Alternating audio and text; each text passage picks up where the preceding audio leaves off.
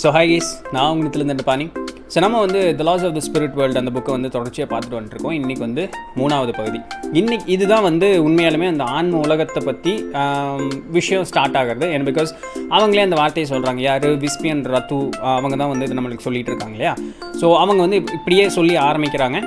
இந்த சாப்டர் இப்போலேருந்து தான் உண்மையாலுமே இந்த ஆன்ம உலகத்தை பற்றின அந்த செய்திகள் எல்லாமே ஆரம்பிக்குது. அதனால் கவனமாக பாருங்கள் அப்படின்னு சொல்லிவிட்டு நிறைய அந்த ஆன்ம உலகத்தில் படிநிலைகள் அப்படிங்கிறது வந்து இருக்குது. ஸோ அதை பற்றி சொல்கிறாங்க. இது எப்படி கம்பேர் பண்ணி பார்க்கலாம் அப்படின்னு சொன்னால், நம்மளுடைய அந்த கருட புராணம் இருக்குது பார்த்திங்களா. ஸோ கிட்டத்தட்ட அதனுடைய கம்பேரிசன் மாதிரியே வருது. ஒரு சில நேரம் பயமுறுத்த மாதிரி தான் இருக்குது. பிகாஸ் நம்ம வாழ்ந்துட்டு இருக்க வாழ்க்கையை யோசிக்கும்போது நம்ம எங்கே போய் உட்காருவோம் அப்படின்னு யோசிச்சோம்னா கருக்குன்னு தான் இருக்குது. பட் இருந்தாலுமே தெரிஞ்சுக்கிட்டு தான் ஆகணும் இல்லையா. ஸோ அது வந்து பார்க்கலாம். எப்படி ஆரம்பிக்கிறாங்க அப்படின்னா, இப்போ தான் வந்து உண்மையாலுமே ஆன்மூலகத்தை பற்றி பேச போகிறோம். ஸோ இறந்த உடனே வந்து என்ன ஆகுது, நாங்கள் எப்படி இறந்தோம், நாங்கள் இறந்த உடனே என்னாச்சு அப்படிங்கிறதுலேருந்து நாங்கள் சொல்ல ஆரம்பிக்கிறோம் அப்படின்னு வந்து சொல்கிறாங்க. ஸோ இவங்க வந்து எப்படி வந்துட்டு இருந்திருக்காங்க அப்படின்னு சொன்னால், அந்த பாம்பேலேருந்து இன்னொரு ஊருக்கு கொப்போலி அப்படின்னு நினைக்கிறாமா, அந்த ஊருக்கு போயிட்டு அங்கேருந்து ரிட்டன் வந்துட்டு இருக்காங்க ஆக்சுவலாக. அப்போது ரிட்டன் வந்துட்டு இருக்கும்பொழுது என்ன ஆகுது அப்படின்னு சொன்னால், ராத்து வந்து தூங்கிட்டார். விஸ்பி தான் வந்து பெரிய பையன் தான் வண்டி ஓட்டிகிட்டு இருக்காரு. தம்பி வந்து தூங்கிட்டார். மெக்கானிக்கும் அப்புறம் அந்த இவங்க 2 பேர்த்தினுடைய ஃப்ரெண்டும் பின்னாடி உட்காந்துருக்காங்க. அவங்களும் தூங்கிட்டாங்க. இது வந்து ராத்திரி நேரம். அப்போ இப்படி வந்துட்டு இருக்கும்பொழுது ரோட்டில் வந்து நிறையா குண்டும் குழியுமாக இருக்குது. ஆப்வியஸ்லி இந்தியன் ரோடு வேறு எப்படி இருக்க போகுது. ஸோ குண்டும் குழியுமாக வந்து இருந்திருக்கு. அதனால் மெதுவாக தான் வந்திருந்துருக்காராம். ஸோ மெதுவாக வரும்பொழுது அந்த குண்டுகுழி இருக்கே அப்படிங்கிறதுக்காக இன்னுமே ரொம்ப கேர்ஃபுல்லாக, ஏன்னா அந்த கார் இப்படி பம்ப் ஆச்சு அப்படின்னு சொன்னால் அவங்க தூக்கம் கலைஞ்சிடக்கூடாது. எவ்வளோ நல்லா ஆன்மாவாக இருக்காங்க போல. அப்போது இன்னும் ரொம்ப அப்படி மெதுவாக வந்துட்டு இருக்கும்பொழுது திடீர்னு இருந்திருந்தாப்புல ஏதோ ஒரு பெரிய ஒரு பயமுறுத்தக்கூடிய அளவுக்கு கருப்பாக இருக்கக்கூடிய ஒரு உருவம் மாதிரி டக்குன்னு இப்படி கிராஸ் ஆன மாதிரி இருந்தது. நான் இப்படி வண்டி வந்து இப்படி ஓடித்தேன். நேராக என் கண்ணு முன்னாடி மரம் தான் இருந்தது. என்ன பண்ணுறது, போட்டு சாத்திட்டேன், அவ்வளோதான். டக்குன்னு அடித்தது மட்டும்தான் எனக்கு தெரிஞ்சுது. இப்படி கண்ணை முழிச்சு பார்க்கும்பொழுது நான் இப்படி மேலே இருக்கேன். என்னுடைய உடம்பு வந்து பயங்கர வெளிச்சமாக இருக்குது. நான் இருக்கக்கூடிய இடம் நான் பார்க்கும்போது கீழே வந்து என்னுடைய உடல் தெரியுது. நான் பார்க்குறேன். ரொம்ப சத்தம் போட்டு என்ன இது இப்படி ஆகிடுச்சு, என்னாச்சு ஏதாச்சு அப்படின்னு பார்க்கும்பொழுது டக்குன்னு அப்போ தான் எனக்கு புரிஞ்சிருச்சு. ஓகே, நான் இறந்துட்டேன் அப்படிங்கிறது வந்து எனக்கு புரிஞ்சிருச்சு. நான் வெளியே வந்துட்டேன். என்னுடைய உடலவே என்னால் பார்க்க முடியுது. ஸோ என்னுடைய உடம்பு வந்து அந்த வெளிச்சமாக இருக்குது. ஓகே, நான் இறந்துட்டேன் அப்படிங்கும்போது என்னால் வருத்தம் தாங்க முடியல. அந்த சங்கடப்பட்டு இப்படி நின்று யாருமே இல்லை நீ கூப்பிட்டு போகிறக்கு.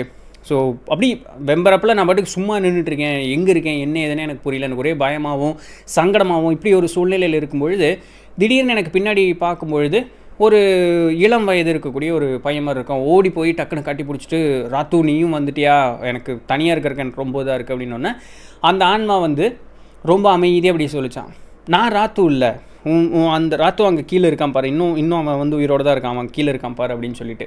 அப்போது நீங்கள் யார் அப்படின்னு பார்க்கும்பொழுது, நான் உன்னோட தாத்தாப்பா அப்படின்னு சொல்லி, யார்? அம்மாவோட அப்பா, தாத்தா அப்படின்னு சொன்னோன்னே எனக்கு ரொம்ப ஆச்சரியமாக இருந்தது. காரணம் என்னென்னா, 1974 வருஷம் அவர் இறக்குறாராம். இறக்கும்பொழுது அவருடைய வயது 93.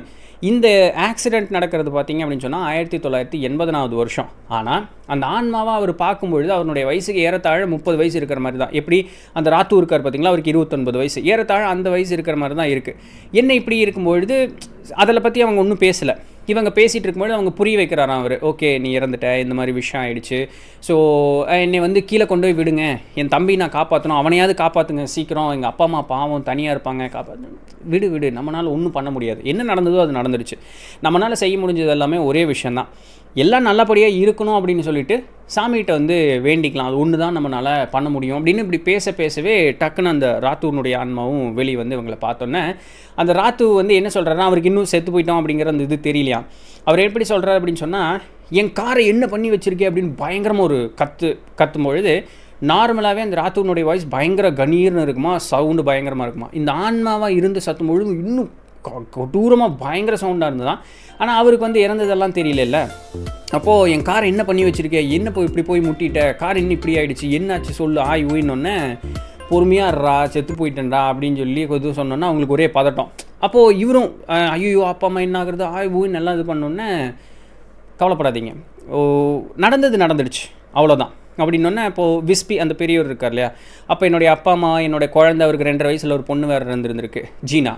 ஸோ என்னோடய குழந்தெல்லாம் என்ன ஆகும், நடக்கிறது நடக்க தான் போகுது. அவங்களுடைய வாழ்க்கையை பார்த்துட்டே இருப்பாங்க. நம்ம வந்து செத்து போயாச்சு, நீ ஒன்றும் பண்ணுறதுக்கு இல்லை, நம்ம வந்து நம்ம வாழ்க்கையை பார்க்குறக்கு போகலாம் வாங்க, ஒன்றும் கவலைப்படாதீங்க அப்படின்னோடனே சரி ஓகே வேறு என்ன பண்ணுறது, இனி திருப்பி உடவுக்குள்ளே போக முடியாது, சரி வாங்க அப்படின்னு சொல்லி அவங்க அப்படி மேலே போகும்பொழுது எப்படி இருந்துதான் ஒரு இடத்துல ஒரு மிகப்பெரிய ஒரு ஹால், ஒரு பெரிய அரீனா மாதிரி சரிங்களா.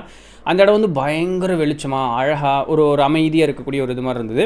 ஒரு பலகம் ஒரு பெட்டு மாதிரி இருந்திருக்கு. அந்த பெட்டு மாதிரி இருக்கிறது நல்லா அழகாக இந்த எதமாக அந்த பஞ்சு இந்த ரக்கையெல்லாம் போட்டு பெட்டு செஞ்சு அப்படி இருக்கும். அந்த மாதிரி சொல்லப்போனால் அது ஒரு மேக மாதிரி இருக்குது பெட்டு அப்படின்னாங்க.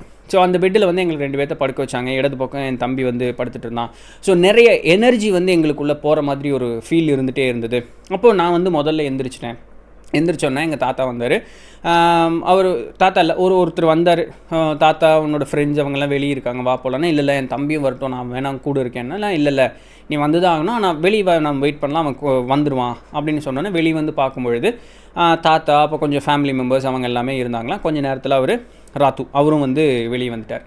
இதில் என்ன பியூட்டி அப்படின்னு பார்த்தோம் அப்படின்னு சொன்னால், நோய்வாய்ப்பட்டோ இல்லை அதோ கொஞ்ச நாள் நோய்வாய்ப்பட்டிருந்தாலும் சரி, நீண்ட காலம் நோய்வாய்ப்பட்டிருந்தாலும் சரி, நம்ம இறந்த உடனேயே பார்த்திங்கன்னா நம்மளை அழைச்சிட்டு போகிறதுக்கு யாரோ ஒருத்தங்க முன்னாடி இருப்பாங்களாம். டக்குன்னு ஒரு டெத்து, எப்படி இந்த மாதிரி ஆக்சிடெண்ட் மாதிரி சடனாக டப்புடு ஸ்பாட்டில் போன மாதிரி இருந்ததுன்னா அந்த ஆன்மாக்கள் வர்றதுக்கு கொஞ்சம் டிலே ஆகும் அப்படிங்கிற மாதிரி சொல்கிறாங்க. ஸோ இந்த மாதிரி இந்த ப்ராசஸ் எல்லாம் முடிச்சுட்டு அதுக்கப்புறம் நம்ம வந்து மேலே இடத்துக்கு கூப்பிட்டு போகிறாங்க. அந்த வந்து சாஞ்சே இல்லை, அதாவது வார்த்தைகளால் விவரிக்க முடியாத அளவுக்கு அழகுடைய இடங்கள் வந்து இருக்குது. அப்படி எத்தனை இடங்கள் இருக்குது அப்படின்னு சொன்னால் 7 இடங்கள் இருக்குது. அவங்க வந்து ரெல்ம்ஸ் அப்படின்னு சொல்லக்கூடிய அந்த வார்த்தையை பயன்படுத்துகிறாங்க. 7 ரெல்ம் இருக்குது. ஸோ 7 படிநிலைகள் இருக்குது. ஒரு படிநிலையிலையும் பார்த்தோம் அப்படின்னு சொன்னால் 10 ஸ்டேஜ் இருக்கான். ஸோ 0 to 9 லெவல் 0 1 2 3 4ன்னு சொல்லிட்டு ஸோ 0 to 9 அப்படிங்கும்போது 10 லெவல்ஸ். ஸோ 7 ரெல்ம் இருக்குது, 7 படிநிலைகள் இருக்குது. அதில் 10 ஸ்டேஜ் இருக்குது சரிங்களா. இப்போது அந்த ஒரு படிநிலை ஒரு ரெல்ம் ஒரு உலகம்னு வச்சுக்கலாம். ரெல்ம்னா உலகம்னு அர்த்தம். ஸோ அந்த 7 உலகங்கள் எப்படியெல்லாம் இருக்குது அப்படிங்கிறத பார்க்கலாம். ஸோ ஃபஸ்ட்டு வந்து பார்த்திங்க அப்படின்னு சொன்னால் யார் எந்த மாதிரி உலகத்தில் இருப்பா, யாருக்கு இந்த மாதிரி இடம் கிடைக்கும் அப்படிங்கிறத பார்க்கலாம். ஸோ ரொம்ப கர்ண கொட்டூரமாக பயங்கரமாக பாவம் பண்ணியிருப்பான்ல இந்த பூமியில், அவன் வந்து இவன்லாம் இருக்கிறக்கே லாய்க்கல அப்படின்னு சொல்லக்கூடியவன். ஸோ அந்த ஸ்டேஜிலிருந்து இது ஒரு சாமியாக வந்து மனுஷனாக பிறந்திருக்கியா, ஸோ அப்படி சொல்லுவோம்ல. ஸோ அந்த ஸ்டேஜ் வரைக்கும், so top to bottom to top அந்த ஒரு ஸ்டேஜில் இப்போ நம்ம போகிறோம். ஸோ ரெல்ம் 1 இதில் எப்படி இருக்குமா பார்க்குறதுக்கு அதுதான் இருக்கிறதுலே லோவஸ்ட்டு சரிங்களா. பயங்கர இருட்டடிஞ்ச மாதிரி இருக்குமா, கிட்டத்தட்ட பூமி மாதிரின்னு வச்சிங்களா. ஆனால் பயங்கர இருட்டாக இருக்கும், அவங்க வெளிச்சமே இருக்காது. ரொம்ப கொடூரமான மோசமான ஒரு இடமா இருக்குமா. நிறைய வந்து பாறைகளும் அதுக்கப்புறம் ஊர்ந்து போகக்கூடிய பூச்சி வந்து க்ரீச்சர்ஸ் இருக்குல்ல, க்ராலிங் க்ரீச்சர்ஸ் அப்படின்னு சொல்லக்கூடிய அந்த மாதிரியெல்லாம் இருக்குமா. மனித உருவங்கள்லாம் பார்த்தோம் அப்படின்னு சொன்னால் ரொம்ப அவலட்சணமாகவும் இந்த டிஸ்ஃபிகர்டு அப்படின்னு சொல்லுவாங்கள்ல, ஸோ அந்த மாதிரி அவலட்சணமான ஒரு இதில் கை இல்லாமல் கால் இல்லாமல் ஒரு மாதிரி வித்தியாசமாக இருக்க மாதிரி, ஸோ அந்த மாதிரிலாம் இருப்பாங்களாம். அவங்களுடைய புத்தியும் அவங்களுடைய உணர்வுகள் எல்லாமே படு மோசமான ஒரு சூழ்நிலையில் இருக்குமா. அவங்களுடைய உடல் கனம் பார்த்திங்க அப்படின்னு சொன்னால் நார்மல் ஹியூமன் பாடி விட அந்த கனம் வந்து ரொம்ப அதிகமாக இருக்கும் அப்படின்னு வந்து சொல்கிறாங்க. ஸோ நம்மளுக்கு அந்த கை காலெல்லாம் சரியாக இருக்காது அப்படிங்கும்பொழுது நம்ம ஒரு மாதிரி இப்படி படுத்துகிட்டே இருப்போம், ஒரு மாதிரி இருக்கும். ஸோ அங்கே இருக்கக்கூடிய அந்த க்ரீச்சர்ஸ்க்கும் வந்து இந்த கைகாலெலாம் பெருசாக இருக்காது, ஊர்வனை தான் இருக்குமா, அது நம்ம மேலெல்லாம் ஊர்ந்துட்டு போயிட்டுருக்கோம் அப்படின்னு சொல்கிறாங்க. ஒரு பொட்டு லைட் இருக்காதான். ஸோ இந்த அளவுக்கு இருக்கக்கூடிய இடம் தான் அந்த 1ஆம் உலகம் சரிங்க, ரெல்ம் 1 அப்படின்னு சொல்லக்கூடியது. ரெண்டாவது பார்த்திங்கன்னா அதுவும் கொடூரமாக தான் இருக்கும், அதுவும் இருட்டாக தான் இருக்கும். ஆனால் முதல் உலகத்தை அளவுக்கு இருட்டு இல்லை, பட் ஸ்டில் இருட்டு தான் சரிங்களா. அங்கே வெளிச்சமே வந்து இருக்காது. அங்கேயும் பார்த்திங்க அப்படின்னு சொன்னால் அந்த உடல் வந்து ஒரு மாதிரி மாறுபட்ட உடல், அந்த டிஸ்ஃபிகர்டு பயங்கர ஹெவியாக இருக்கக்கூடிய உடம்பு தான் இருக்குமா. அங்கேயும் அந்த பாறைகளும் ஒருத்தர் வந்து வெறுக்கக்கூடிய அந்த ஒரு உணர்வுகள் கொண்டவங்களாக தான் இருப்பாங்களாம். மோசமான வார்த்தைகள்லாம் பேசிக்குவாங்களாம். ஸோ அவங்களுக்கு வெளிச்சம் நல்ல எண்ணங்கள் எதுவுமே வந்து அவர்களுக்கு இருக்காதான். 3வது உலகம் பார்த்தோம் அப்படின்னு சொன்னால் அங்கே ஸ்டில் நோ லைட், பட் முதல் 2 கம்பேர் பண்ணும்போது இட் இஸ் ஓகே, பட் அதுவும் கொடூரமாக தான் இருக்கும். இங்கேயும் வந்து வெளிச்சம் பெருசாக ஒன்றும் இல்லை. ஆனால் முதல் 2 உலகங்களை கம்பேர் பண்ணும்போது பாடி வந்து கொஞ்சம் கூட லைட்டாக இருக்குது.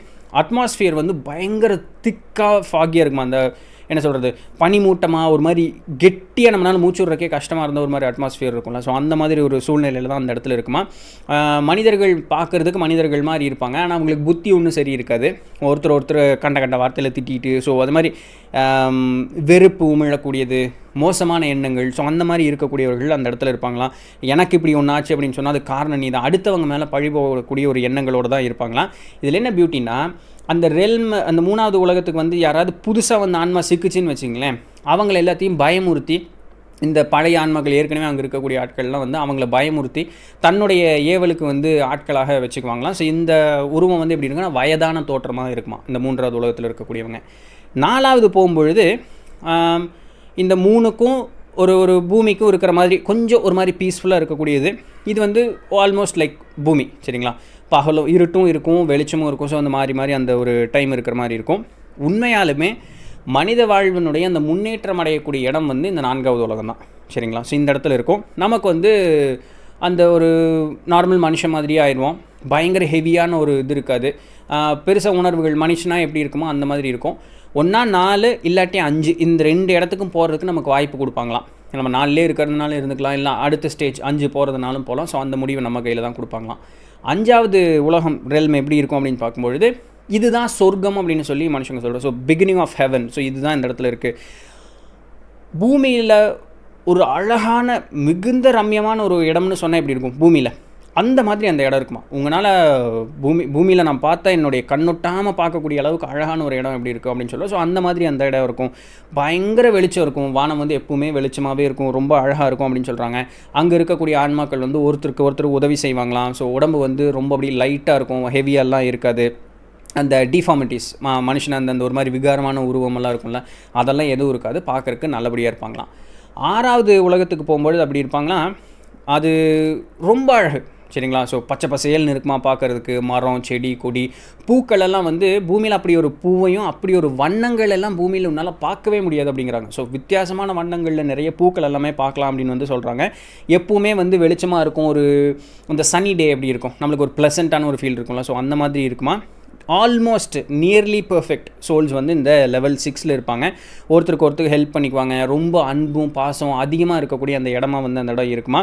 ஸோ நம்மளுடைய சப்கான்ஷியஸ்னு சொல்கிறது தான் அவங்களுக்கு ஆக்சுவல் கான்ஷியஸ் ஸ்டேட். ஸோ அது வந்து நல்ல ஆக்டிவான ஒரு ஸ்டேஜில் அவங்க இருப்பாங்க. அவங்க எந்த விதமான தவறுகளையும் செய்யாத ஒரு மனோநிலையில் இருப்பாங்க. பிகாஸ் அவங்களுக்கு நல்லாவே தெரியும் ஏதாவது தவறு செஞ்சாலோ இல்லை மனசில் ஏதாவது மாறுதல்கள் வந்தாலோ கீழே அந்த ரெல்ம் 4க்கு கீழே நம்ம போய் வந்து இருட்டான இடத்துல போய் விழுந்துருவோம் அப்படின்னு சொல்லிட்டு ஸோ ரொம்ப பக்காவாக இருப்பாங்க. அவங்க ஏதாவது பிறப்பெடுத்து வந்தாலும் கூட எந்த விதமான தவறுகளும் செய்யாத ஆட்களாக அவர்கள் இருப்பாங்களாம். ஸோ இந்த 7வது ரெல்ம் கடைசி மேலே போகும்பொழுது பார்த்தோம்னா அதை 6வது கூட இப்படி இருந்தது அப்படி இருந்துன்னு சொல்லிடலாம். இந்த 7வது வந்து வார்த்தையால் விவரிக்கவே முடியாது. உன்னுடைய கற்பனைக்கு கூட அது எட்டாது. அந்தளவுக்கு வந்து ரொம்ப அழகான ஒரு இடமா வந்து அந்த இடம் இருக்கும். ஸோ அதுதான் டாப் மோஸ்ட், ரொம்ப பிரைட்டாக ரொம்ப அழகாக எல்லா ஆன்மாக்களும் பார்த்தோன்னா அது உன்னால் விவரிக்கவே முடியாது, வார்த்தைகளால் சொல்ல முடியாது. ஏன்னா சொன்னால் உன்னுடைய கற்பனைக்கு கூட அதை எட்ட முடியாது. ஸோ அந்த மாதிரி ஒரு இடமா இருக்கும். அதில் வந்து 0 to 9 ரீச் ஆகி அதுக்கு மேலே ஒரு ஸ்டேஜ் இருக்கான்னா இருக்குது.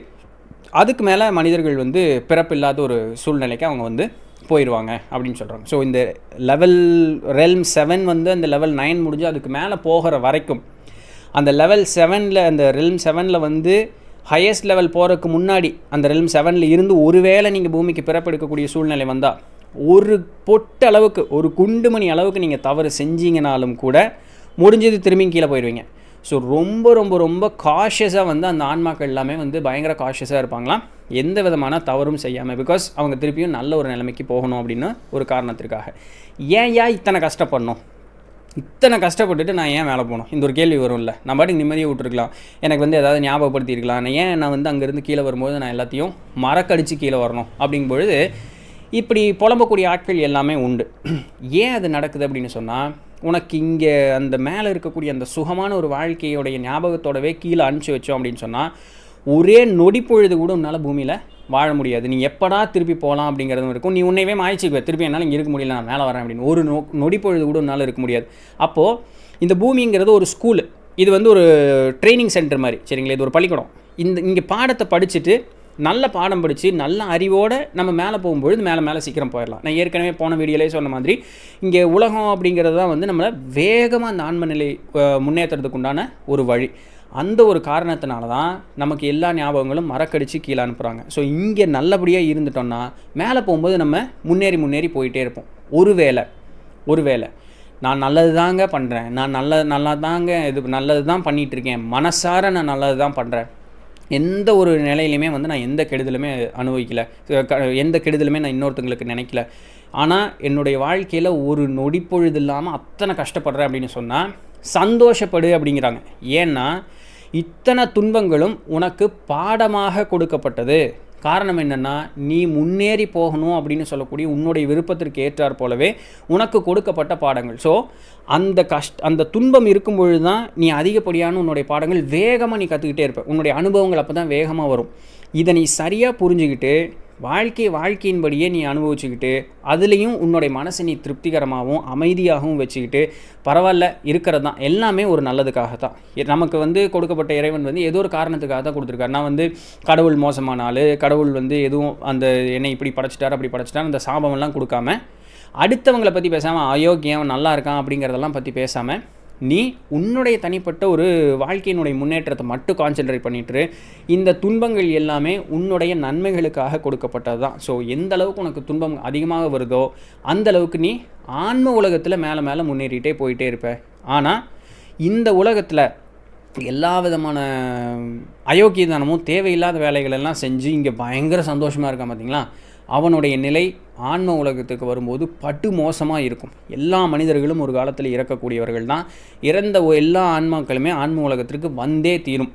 அந்த இங்கே பயங்கர கொடூரமாக பாவம் பண்ணிட்டு தன்னுடைய மனசில் எந்த விதமான ஒரு முன்னேற்றமும் இல்லாத ஆன்மாக்கள்லாம் இருக்குது பார்த்தீங்களா, அவங்க அந்த ஆன்ம உலகத்துக்கு வரும்போது பயங்கர கொடுமையான நரக வேதனைகளே அவர்கள் அனுபவிக்க வேண்டியதாக இருக்கும். ஏதோ ஒரு நாள் 2 நாள்லாம் கிடையாது, காலத்துக்கு அவர்கள் அனுபவிக்க வேண்டிய ஒரு சூழ்நிலை இருக்கும். அதனால் இதை என்றைக்குமே மனசில் வச்சுக்கோ.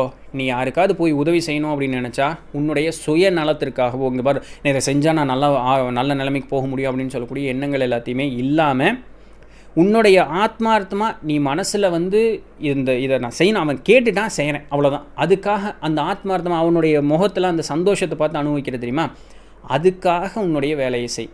தானாக உனக்கு அங்கே மேலே நல்ல நிலைமைகள் கிடைக்கும். நீ கஷ்டப்படுற அப்படிங்கிறதுக்காக நீ யாரையும் சபிக்கணும் இது பண்ணணும்னு அவசியம் இல்லை. உனக்கு நல்ல பாடங்கள் கொடுக்கப்பட்டது அப்படிங்கிறத ஒரு மனசில் இதாக வச்சுக்கோ. அப்போது உதவி செய்யணும் அப்படிங்கிறதுக்கு யாருக்கு வேணாலும் உதவி செஞ்சிடலாமா அப்படின்னு கேட்டால், நல்லவன் கெட்டவன் ஒருத்தன் இருக்கான் இல்லையா பூமியில், ஒருத்தன் கொலை செய்ய போகிறதுக்காக உதவி செஞ்சு அது நல்லதான், அவன் உதவி தானே கேட்டான், உதவி செய்கிறது நீங்கள் தான் நல்லதுன்னு சொன்னீங்கன்னா, அந்த மாதிரி கெடு வேலைக்கு செய்யக்கூடியவனுக்கு நீ உதவின்னு செஞ்சேன்னா அவன் செய்யக்கூடிய பாவத்தில் உனக்கும் பாவம் சேரும். அப்போது ஒரு நல்லவனுக்காக உதவி செஞ்சால் மட்டுமே அந்த புண்ணியங்கள் நல்ல புண்ணியங்களாகவும் பலன்களாகவும் உன்னை சேரும். கெடு மனதுள்ளவனுக்கு கெடு வேலை செய்யக்கூடியவனுக்கு உதவி செஞ்சேன்னா அந்த பலனும் உன்னை சேரும். அப்போது அந்த கெடுபலன் செய்யக்கூடியவனுக்கு சோறு போட்டாலோ தண்ணி போட்டாலோ அதை வாங்கி சாப்பிட்டு அந்த திடகாத்திரமாக தெம்பாத்தானே போய் அவன் தப்பு செய்கிறான், அதுவும் உனக்கு பாவமாக தான் சேரும். அவன் நல்லது செய்ய போகிறானா கெட்டது செய்ய போகிறான்னு எனக்கு எப்படி தெரியும்? ஒரு ரோட்டில் ஒருத்தன் பிச்சை எடுத்துகிட்டு இருக்கான், அவனுக்கு நான் பசிக்குதுன்னு கேட்டான், சோறு வாங்கி கொடுத்தேன், அவன் சோத்தை தின்னு போட்டு போய் ஒருத்தரை போட்டு தள்ளிட்டான். இது எப்படி எனக்கு தெரியும்? நீ கேட்குற கேள்வி கரெக்ட், இதெல்லாம் அவங்க சொல்கிறாங்க, நீ கேட்குற கேள்வி கரெக்ட். அவன் யார் என்னன்னு உனக்கு தெரியாது, அவன் என்ன பண்ண போகிறான்னு உனக்கு தெரியாது, பசின்னு கேட்டுட்டான். அதனால நான் எனக்கு உதவி செய்யணும்னு என்னுடைய மனசு சொல்லிடுச்சு, நான் போய் உதவி செஞ்சேன், அதுக்கப்புறம் என்ன பண்ணுனான்னு எனக்கு தெரியாது. இது பிரச்சனை இல்லை. பர்பஸ்ஃபுல்லாக உனக்கு தெரியும் அவனுக்கு உதவி செஞ்சால் அவன் தவறு தான் செய்வான் அப்படின்னு சொல்லிட்டு அவனுக்கு உதவி செஞ்சேன்னா மட்டும்தான் அந்த பாவங்கள் உன்னை சேரும். ஸோ அதனால் உலகத்தில் வாழும் பொழுது முடிஞ்ச அளவுக்கு எவ்வளவு நல்லது பண்ண முடியுமோ அவ்வளோ நல்லது பண்ணு. ஏதாவது ஒரு பொட்டுனாலும் நீ தேவையில்லாத ஒரு மோசமான விஷயத்துக்கு இது பண்ணிட்டே அப்படின்னு சொன்னேன்னா அத்தனை பாவங்களும் உன்னையும் சேரும் அப்படின்னு சொல்கிறாங்க. அதனால் ஒரு மோசமானவனாக இருக்கானா, நீ யாருக்காவது ஒருத்தர் பாடம் சொல்லித்தர்றையா, அவங்க கெடு வேலை செஞ்சுட்டு இருக்காங்களா, நீ அவனுக்கு நல்லதை சொல்லி கொடு அப்படின்னு சொல்கிறாங்க. அதாவது எப்போ நல்லது சொல்லி கொடுக்கணும், அவன் திருந்துறதற்கு முற்பட்டு வரும்பொழுது சொன்னால் போதும். நீ அவன் திருந்தவே மாட்டான்னு உனக்கு தெரியும்னா நீ முக்கி அவனுக்கு போய் நல்லது சொல்லணும்னு அவசியம் கிடையாது. ஸோ அவன் திருந்தறதுக்கு ரெடியாக இருக்கான், நான் ஆமாயா நான் பண்ணுறேன், எனக்கு என்ன பண்ணுறதுன்னு தெரியல, எனக்கு யாராவது ஏதாவது சொல்லி கொடுத்தா பரவாயில்ல, அப்படி வர்றவனுக்கு மட்டும் நீ உதவி செய். அதை தவிர்த்து மித்த யாருக்கும் நீ உன்னுடைய மெனக்கெட்டு நீ எந்த வேலையும் செஞ்சுட்டு இருக்காத அப்படின்னு சொல்கிறாங்க. ஸோ இதோட இன்றைக்கி சாப்டர் முடிச்சுக்கோம், ஆல்ரெடி ரொம்ப நேரம் ஆகிப்போச்சு. ஸோ இதுதான் இன்றைக்கு உண்டான விஷயங்கள். ஸோ நீங்கள் என்ன நினைக்கிறீங்கன்னு சொல்லிட்டு கீழே கமெண்ட் பண்ணுங்கள். இது எல்லாமே நம்மளுடைய கலாச்சாரத்தில் நம்ம வாழ்க்கையோடு ஒன்றா சொல்லியிருக்க விஷயம். ஆனால் எவ்வளோ தூரம் அதை மறந்து எவ்வளோ தூரம் நம்மளுடைய புத்தியெல்லாம் மாறிப்போச்சு இந்த காலகட்டங்களை பொறுத்து இல்லையா. ஸோ இது எல்லாமே மேபி அப்பா அம்மா விஸ்பி ராத்து ஸோ அவங்களே நம்ம அண்ணன் மாதிரி தான் வச்சுங்களேன். ஸோ அவங்க எல்லாம் ஒரு முடிவு பண்ணி தான் இதெல்லாம் நம்மளுக்கு தெரிய வச்சுட்ருக்காங்களோ என்னவோ. கண்டிப்பாக இந்த நூல் வாங்கி படிங்க, உங்களுக்கு பர்சனலாகவே இது ரொம்ப யூஸ்ஃபுல்லாக இருக்கும். நான் சொல்கிறது கேட்குறத விட நீங்கள் அதை படிச்சிங்கன்னா இன்னுமே இதாக நல்லாயிருக்கும். So recommended book right. So பார்க்கலாம் நாளைக்கு என்ன Q&A. ஸோ மண்டே டியூஸ்டே வேறு ஏதாவது பார்க்கலாம். தென் வெட்னஸ்டேலேருந்து நம்ம கண்டினியூ பண்ணுவோம் ரைட். அது வரையும் தொடர்ந்து